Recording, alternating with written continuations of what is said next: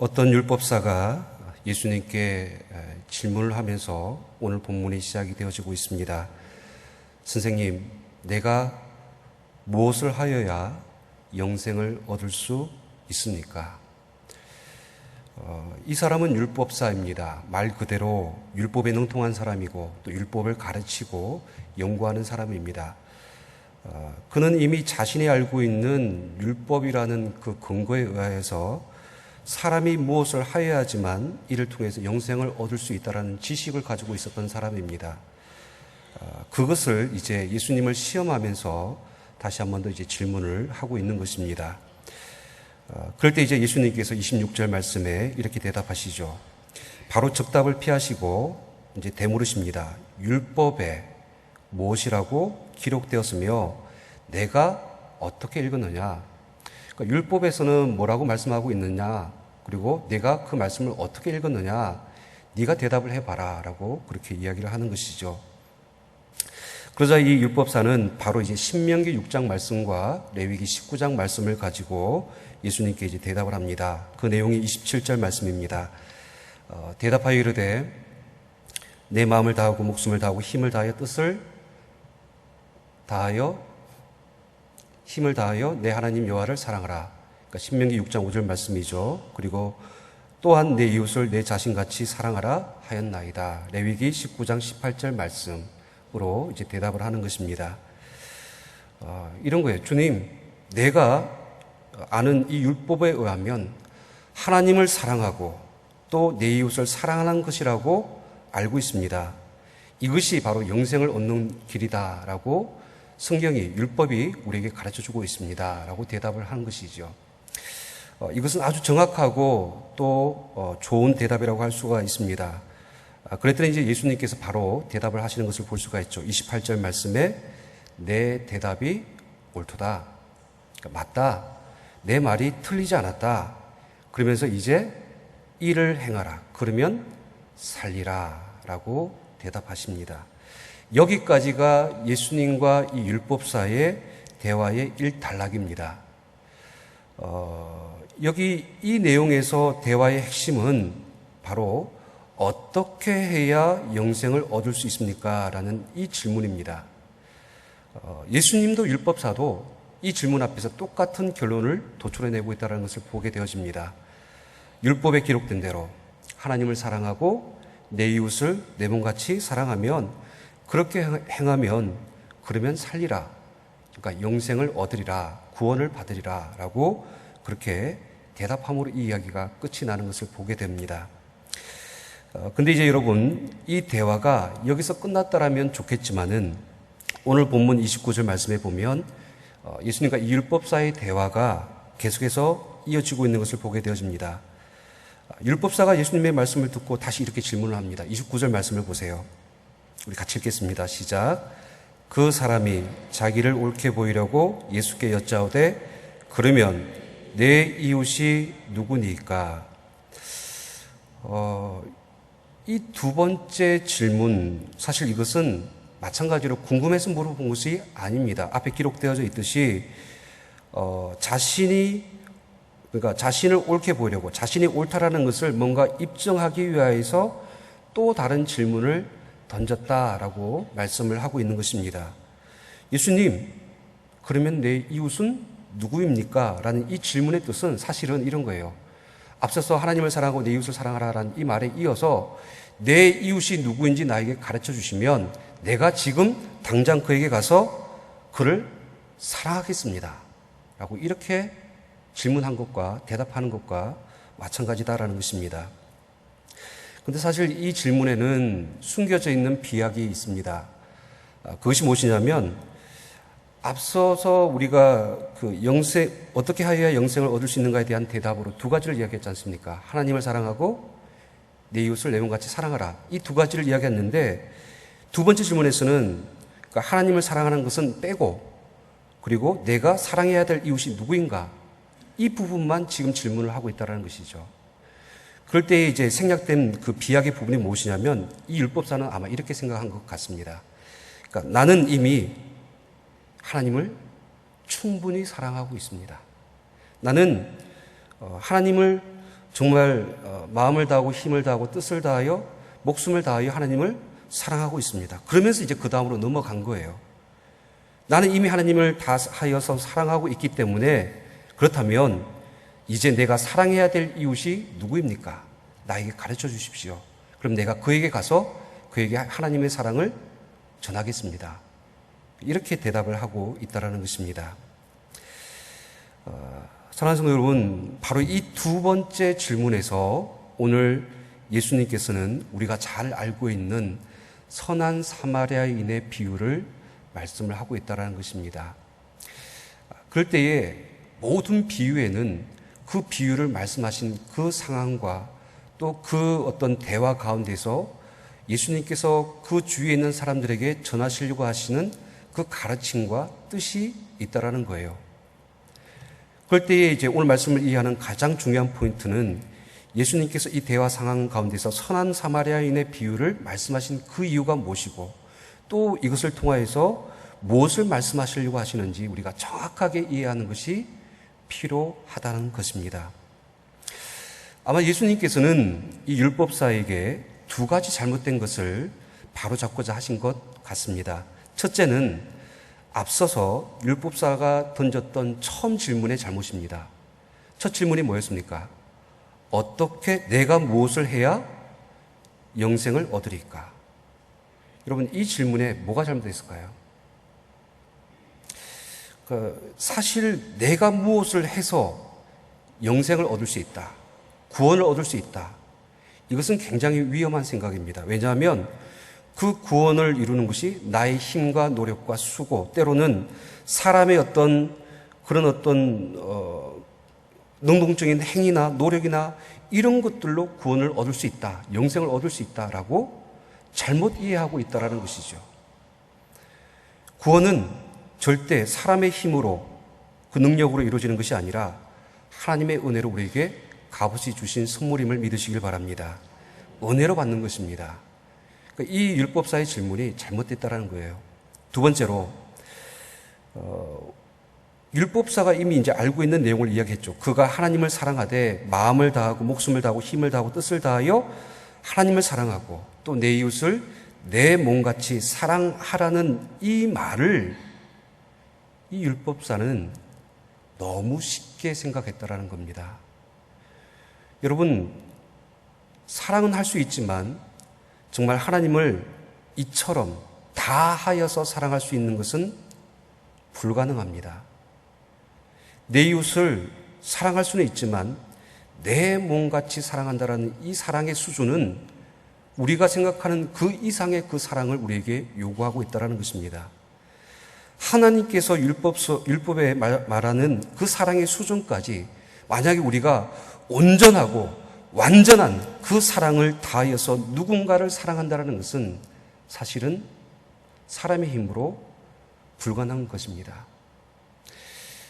지난주에 담임 목사님께서 성령의 열매의 그 모든 내용들을 이야기하면서 첫 번째 설교가 바로 사랑에 대한 사랑의 열매였습니다.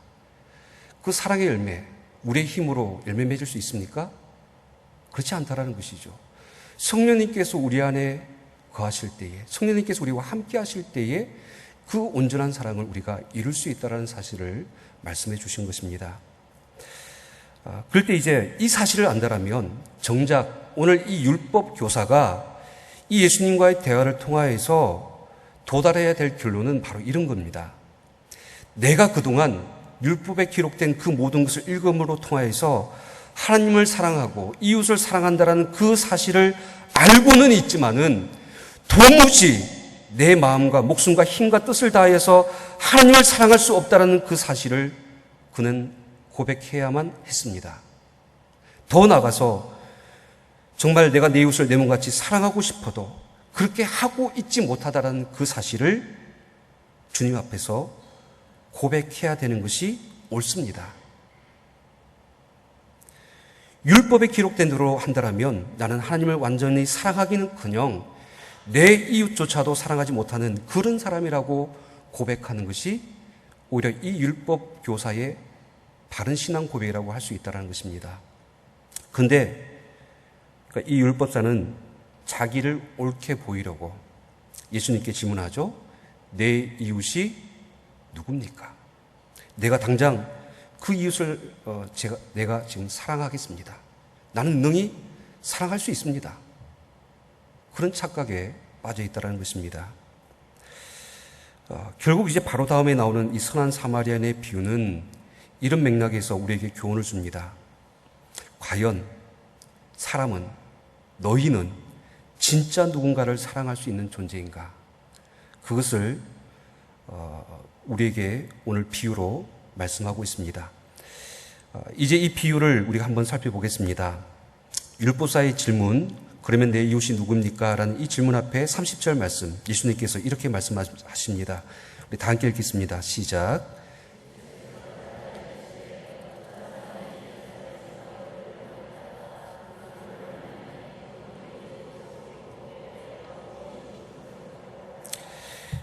이 비유의 이제 본문의 내용, 그 배경입니다. 여러분, 예수님은요, 당시의 그 지형과 또 상황을 율법사도 알고 있고 예수님도 알고 있는, 주변의 모든 사람들이 알고 있는 그 어떤 내용을 가지고 아주 이해하기 쉽게 비유로서 이 말씀을 전하고 있습니다.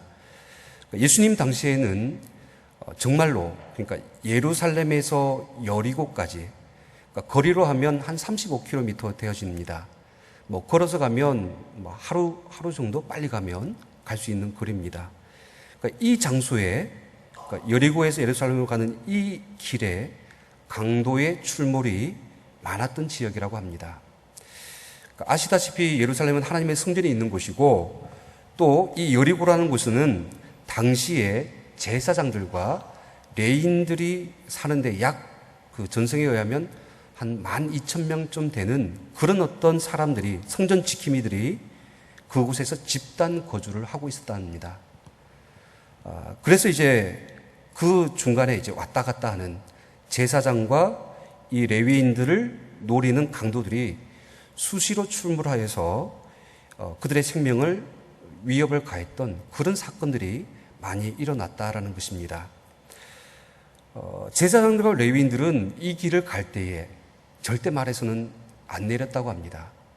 그러니까 그 이유가 뭐냐면 그러니까 말에서 내리면 바로 붙잡히게 되어지니까 빠르게 도망갈 수 있도록, 또 심지어 당시의 강도들이 얼마나 교활했던지 길 위에 여자나 아이들이 죽은 척하고, 또 혹시 이제 아픈 척해서 그 사람을 미끼로 그 중간에 이렇게 쓰러뜨려 놓고 제사장과 레위인들이 말에서 내리면 그때를 노리고 강도를 일삼았던 그런 길, 피의 길이 예루살렘에서 여리고까지의 길이었다고 합니다.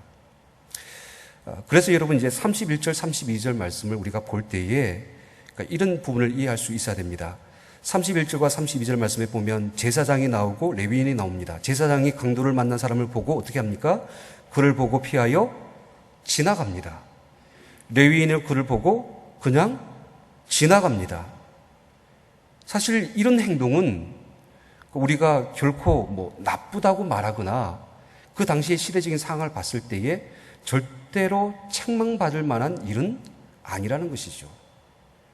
그러니까 위험을 벗어나기 위한 어떻게 보면 한편의 어떤 노력이라고 할 수가 있습니다. 또 여러분, 제사장과 레위인은 어떤 사람입니까? 성전에서 하나님의 제사를 주관하는, 집례하는 자들입니다. 제사의 어떤 직무를 감당하고 성전에서 봉사를 하기 위해서는 구약의 율법에 의하면 시체를 만지면 안 됩니다. 부정한 것을 만져서는 안 됩니다. 율법의 규례에 그렇게 되어져 있기 때문에 이 직무를 감당하기 위해서 어쩔 수 없는 당연한 행동으로 볼 수가 있다는 것입니다. 한편으로 피하여 도망간 것이 비겁한 행동이 아니라 자신에게 주어져 있는 이 거룩한 직분을 감당하기 위한 충실한 어떤 자기의 직책에 향한 그런 어떤 책임감 있는 모습이라고 볼 수가 있습니다. 그런데 이제 여러분들 보셔야 될 것이 있습니다. 제사장과 레위인은 그렇다 할지라도 예수님은 이 비유에서 아주 예상외의 인물을 우리 가운데 소개하면서 등장시키고 있는 것을 보게 되어집니다. 당시 유대인들이 멸시하고 또 상종하지도 않았던, 그래서 그 땅조차도 지나가지 않았던 한 사마리아 사람을 등장시키면서 예수님은 이 제사장과 레위인과의 결정적인 차이점이 무엇인가를 오늘 우리에게 말씀해 주고 있는 것입니다. 여러분, 그 33절 말씀을 같이 읽도록 하겠습니다. 시작. 거기로 그를 보고 불쌍히 여겨. 이 말씀 잘 보셔야 됩니다. 어떤 사마리아 사람은 여행하는 중에 거기 이르러, 이 부분입니다. 그를 보고 어떻게 하였다? 불쌍히 여겼다라고 말씀하고 있습니다. 바로 이 구절입니다. 불쌍히 여겨. 제사장과 레위인이 율법에 의해서 자기 직무를 다하기 위해서 그를 피해갔다는 것에 대해서는 책망받을 길이 없지만은 하나님은 제사보다 인애를 원하신다라는 그 사실을 그들은 알지 못했다라는 것입니다. 하나님께서는 죽어가는 자를 살리고 고통받는 자들에게 도움을 주고 생명을 살리는 것이 바로 하나님의 마음이고, 하나님께서 원하시는 인애라는 것을 이 제사장들과 레위인들은 무시하였다라는 것입니다. 그저 형식적으로 외적으로 제사를 드리고 성막에서 봉사하는 그 일이 다가 아니라 하나님께서 그에게 주신 가장 기본적인 그 불쌍히 여기는 그 마음조차도 그 모든 직책과 책무 때문에 무시되어지고 다른 길로 가는 그런 모습이 잘못되었다는 것입니다. 반면에 사마리아인은 유대인들로부터 멸시를 받고 천대를 받았던 사람에도 불구하고 그 가운데는 하나님께서 주시는 마음, 하나님의 인애가 그들 가운데 있었다라는 것입니다. 그리고 이제 뒤에 이어지는 34절의 말씀, 여러분, 강도 만난 사람을 어떻게, 그러니까 불쌍히 여기는 그 마음이 그 마음에서 그치지 않냐고 구체적으로 어떻게 그 사랑으로 그 사람을 돕는지에 대해서 오늘 구체적으로 우리에게 말씀을 하고 있습니다. 이 과정이 만약에 단계를 좀 나눈다면 6가지 가정으로 우리가 구별을 할 수가 있습니다. 여러분, 34절에서 35절 말씀 같이 읽도록 하겠습니다. 시작. 가까이 가서 기름과 포도주를 그 상처에 붓고 싸매고 자기 짐승에 태워 주막으로 데리고 가서 돌보아 주니라. 그 이튿날 그가 주막 주인에게 데나리온 2를 내어주며 이르되, 이 사람을 돌보아 주라. 비용이 더 들면 내가 돌아올 때에 갚으리라 하였으니. 사마리아인은 불쌍히 여기는 마음을 가지고 이렇게 행동합니다. 34절 첫 번째 어떻게 하죠? 가까이 가서 라고 표현되어져 있습니다. 여러분, 하나님의 마음과 사랑을 품은 자는 그 사랑을 전하기 위해서 가까이 가야 합니다. 그리고 두 번째, 가까이 간 것만 아니라 기름과 포도주를 그 상처에 붓고 싸매어 줍니다. 여러분, 당시에 이 기름과 포도주는 여행자들이 가져가야 할 필수 품목이었습니다. 그러니까 일종의 상비약과 같은 거예요. 그러니까 뜨거운 열대 지방을 여행하다 보면 그로 인하여서 피로하고 지칠 수가 있습니다. 그럴 때에 그 기름을 그 피부에 바르면 힘을 얻고 또 그 피부가 솟게 되어지는 그런 어떤 효과가 있다고 합니다. 또 이 포도주의 그 한 모금, 이 한 모금이지만은 지친 그 육체에 새 힘을 주는 그런 효과가 있었다고 합니다. 한편으로 이 기름과 포도주는 여행 중에 있는 그 사마리아 사람에게도 꼭 필요한 것입니다. 그럼에도 불구하고 그는 알지도 못하는 그 사람을 위하여서 자신에게 필요한 것조차도 다 내어주는 그런 도움과 그 사랑을 베풀고 있다라는 것입니다. 그리고 이제 세 번째, 34절 후반부에 보시면 자기 짐승에 태워 주막으로 데리고 가서 라고 표현되어져 있죠. 자신도 지쳐 있을 테인데 오히려 그 사람을 태우고 쉴 곳으로 데리고 이동을 하는 모습을 볼 수가 있다는 것입니다. 어떻게 보면 그 짐승은 자기가 타야 될 것이죠. 내가 편하고자 그 짐승을 가지고 있는 것이었지만 그 어려움을 당하고 있는 강도 만난 자를 위하여서 기꺼이 내어주는 그 모습을 볼 수가 있습니다. 그리고 이제 이 사마리아인은 데려다 주는 것으로 끝나지 아니하고 34절 마지막에 어떻게 합니까? 돌보아 주었다라고 표현되어져 있습니다. 그런데 언제까지 돌보아 줍니까? 언제까지? 35절 첫 구절에 이렇게 기록되어져 있죠. 그 이튿날까지. 아마 이 사마리아에는 밤새도록 이 강도 만난 사람을 돌보아 주었을 것입니다. 자신이 가야 할 길을 멈추고 그 시간을 지체하면서도 자신의 시간을 내어서 기꺼이 그 사람을 위한 모든 시간을 헌신하는 그 모습을 보여주고 있는 것입니다. 그리고 이제 여기서 그치지 않습니다. 다섯 번째 35절 말씀을 보세요. 돌봐줄 뿐만 아니라 주막 주인에게 데나리온 2를 내어주며 이 사람을 돌봐주라고 부탁을 합니다.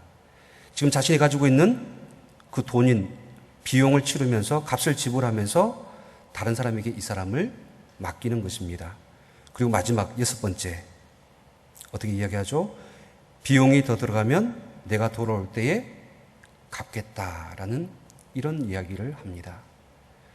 이 마지막의 이야기는 아마 비록 지금 이 사람과 난 여행 중이기 때문에 나는 잠시 떨어질 수밖에 없지만은 끝까지 이 사람을 책임져 달라라는 어떻게 보면 끝없는 그 사랑과 그 돌봄을 이 사마리아인이 행하고 있다는 것을 볼 수가 있는 것입니다. 여러분 이 일련의 과정에서 여러분은 이 사마리아 사람을 통하여서 어떤 사랑을 보고 계십니까? 남들은 다 멀리하고 피할 때에 오히려 더 가까이 가는 사랑. 자신의 필요한 것임에도 기꺼이 그것을 내어주면서 그 사람에게 모든 것을 헌신하고 희생하는 사랑. 자신의 형편보다도 고통받는 자를 먼저 위하는 사랑.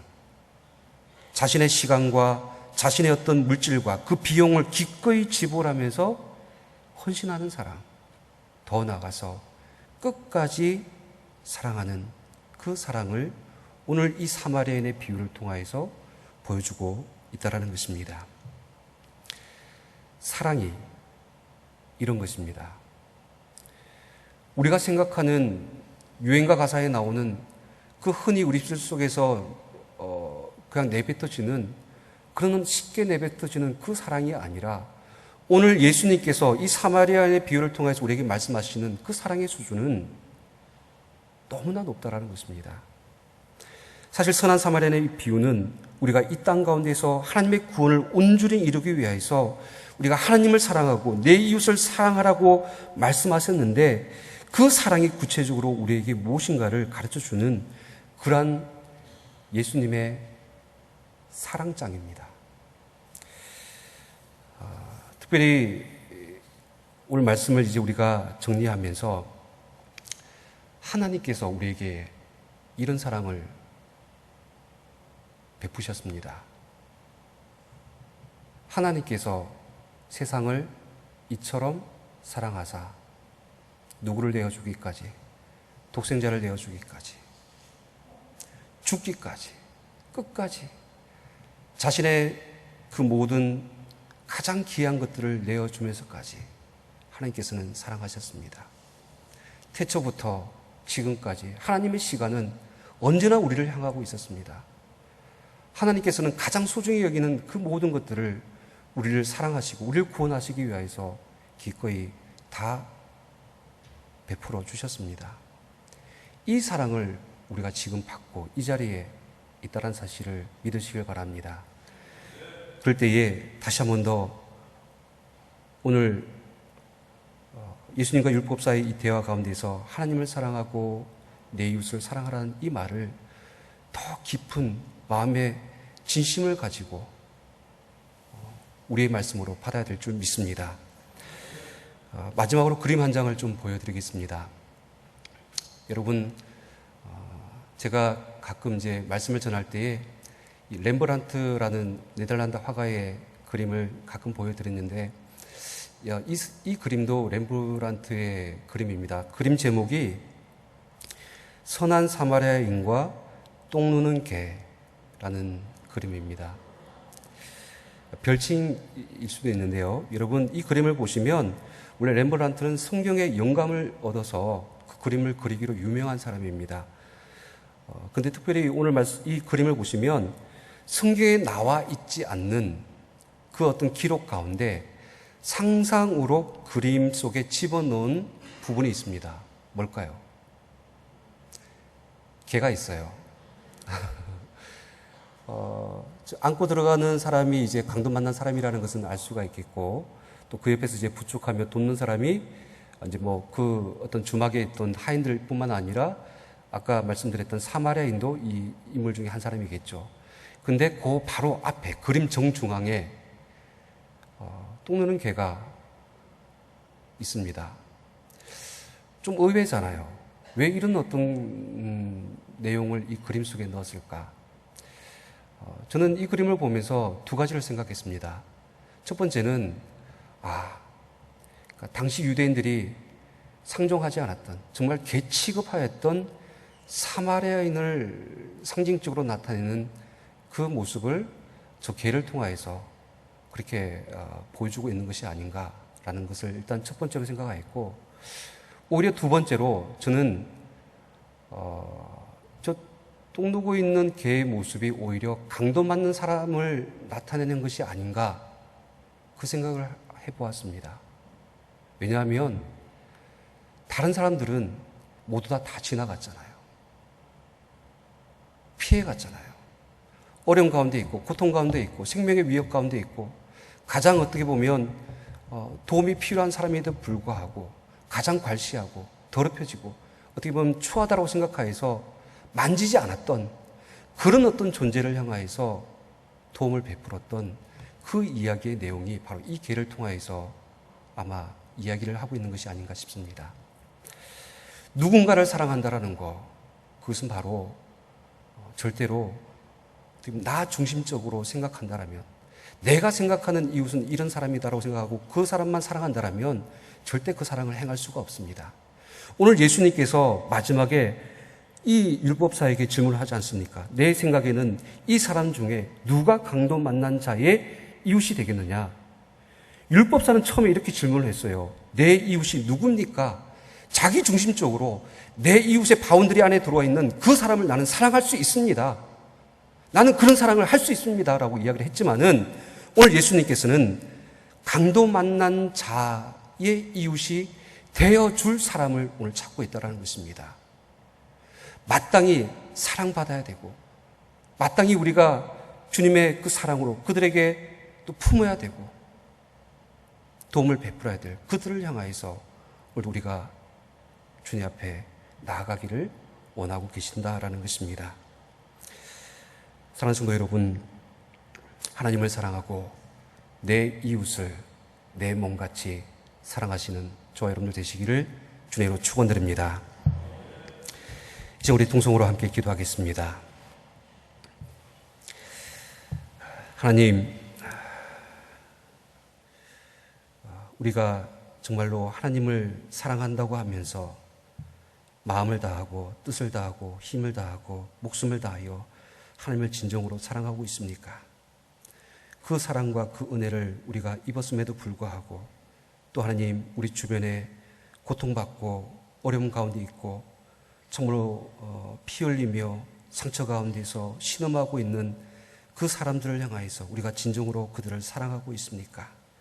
하나님, 우리가 이 사마리아 사람같이 그들을 위하여서 우리의 가장 필요한 것들, 우리의 시간, 우리의 모든 값을 지불하여서 끝까지 사랑하는 그런 사랑을 베푸는 믿음의 삶을 살아갈 수 있도록 주 인도하여 주시옵소서. 함께 동성으로 기도하겠습니다.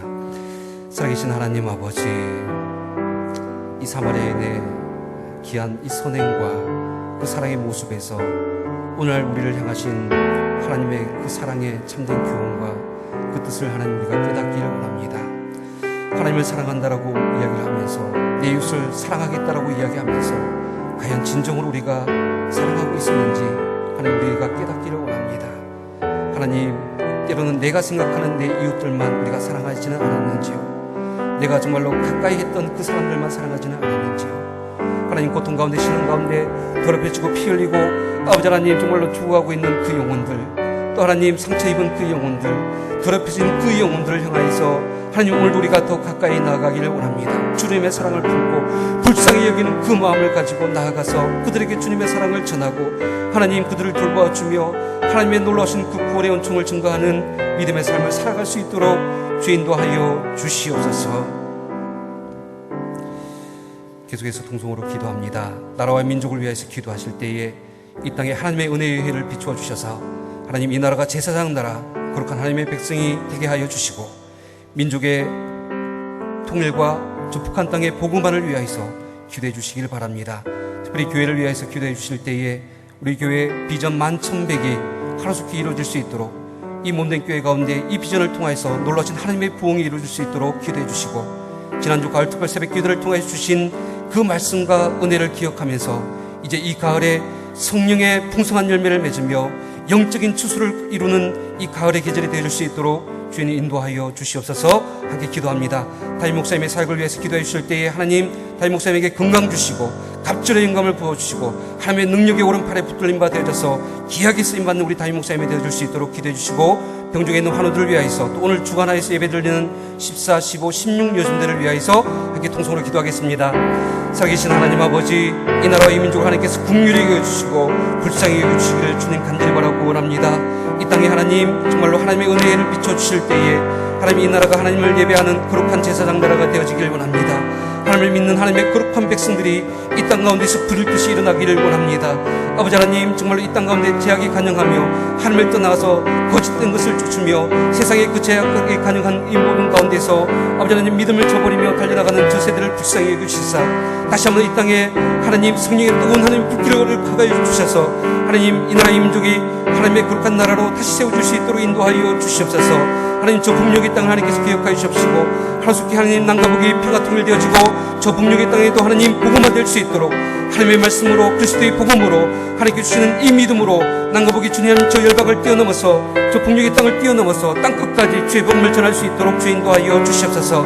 하나님 우리 천안교회를 사랑하여 주시니 감사를 드립니다. 주신 만천백의 비전을 가지고 하나님 이 천안과 선적을 품고 하나님의 구원의 방주로서 하나님 복음의 파수꾼으로서 귀한 사명을 감당할 수 있도록 인도하여 주시옵시고 우리 천안교회를 통하여서 하나님 이 땅에 놀라신 하나님의 복음의 능력의 역사를 나타낼 수 있도록 인도하여 주시옵소서.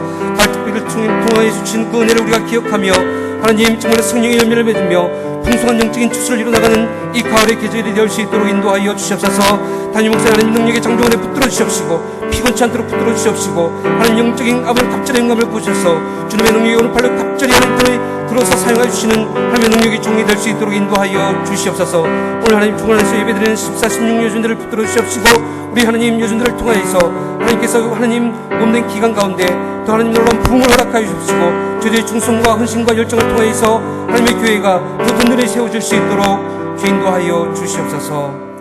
예수 그리스도의 이름으로 기도합니다.